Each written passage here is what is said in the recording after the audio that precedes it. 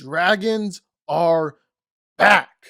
With House of the Dragon out now, well, we've got a ton of them. And so, what better to do than rank each and every dragon from weakest to strongest? So, let's get into it. And if you want to see more videos like this, be sure to subscribe to Danco with the notifications on. We always really appreciate the support.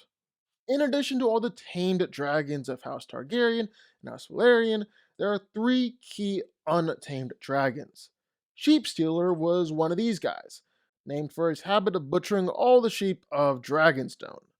Not really the most creative name, but definitely descriptive. Eventually, he was tamed by a young girl who simply won his trust by giving him food. Who knew taming dragons could be that easy? Sheepstealer was a pretty obvious threat, being 80 years old, therefore actually older and larger than many dragons used for war in House of the Dragon. However, he flew away before he could really be tested, leaving it kinda unclear just how dangerous Sheepstealer really was. During the Dance of the Dragons, Grey Ghost was an unusual dragon. It was another untamed and riderless dragon, but it was also fearful and shy, running from not just other dragons, but even humans. It was honestly better at flying away and camouflaging than it was at fighting, but it still proved surprisingly capable when Sunfire cornered it. We don't really know why they fought, but Sunfire attacked Grey Ghost and actually succeeded in killing it. However, despite a lifetime of hiding, Grey Ghost fought back fiercely when push came to shove. Although Sunfire survived, it was heavily injured in the fight. The oldest and largest of the wild dragons up on Dragonstone, the cannibal was known for eating its own kind, with a particular taste for hatchlings and dragon eggs. Despite dragons being a valuable resource, particularly during Dance of the Dragons, the violent nature of cannibal meant that no one was successfully able to tame it. Now, it's obvious that this dragon was a threat, but Cannibal never really tested itself against other big dragons, so it would really just prey on dragons who couldn't defend themselves or were too young to even fight back. One of the first dragons born after the conquest of Westeros, Quicksilver was a younger dragon whose fire was pale white. Originally the mount of Aenys, the second Targaryen to rule in King's Landing, it came to be ridden by his son. However, that son was usurped by his uncle, and the two faced each other off in battle by the ruined castle of Harrenhal. And with just the extreme differences in both age and size, Quicksilver honestly stood no chance against Balerion the Black Dread, his uncle's dragon. Balerion tore off his wings and burned him from the sky, killing both the dragon and rider. Rhaegal was one of the three dragons that Daenerys Targaryen was able to hatch during the events of Game of Thrones, as she began raising him together with Drogon and Viserion. Even though he was usually overshadowed by the size and ferocity of Drogon, Rhaegal became the personal mount of Jon Snow during the Long Night. Rhaegal fought hard against a reanimated Viserion who was mounted by the Night King. While Rhaegal did indeed survive the Long Night, he was too tired and injured after that to keep on going. Was eventually killed by the Scorpion weapons that were mounted on Euron Greyjoy's ship during a surprise attack. Syrax was the first dragon that we saw during the events of House of the Dragon, which is the story behind the Targaryen civil war that led to the extinction of the dragons. And this is the personal dragon of Rhaenyra Targaryen, and is a majestic dragon that people will instantly recognize whenever she is flying. Of course, it might be majestic, but it's also an incredibly powerful dragon. Syrax, another dragon, were able to intimidate an entire city to submit during the fall of King's Landing.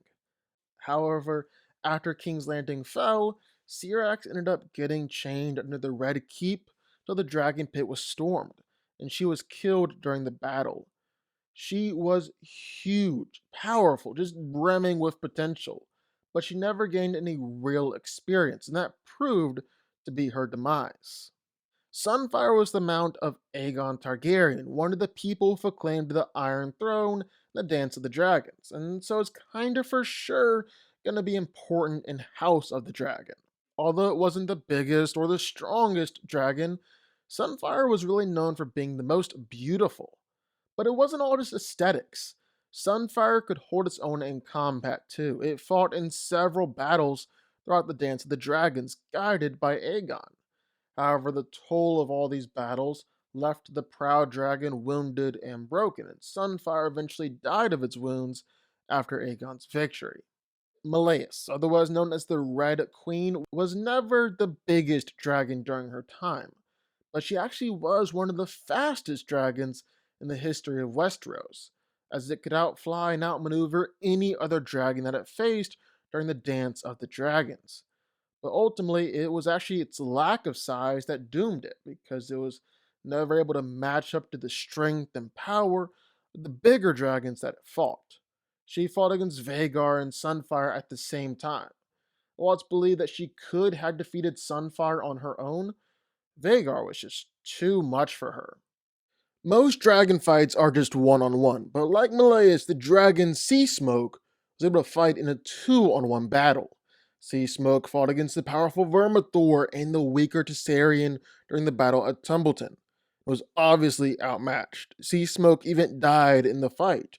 Vermithor managed to tear her head off.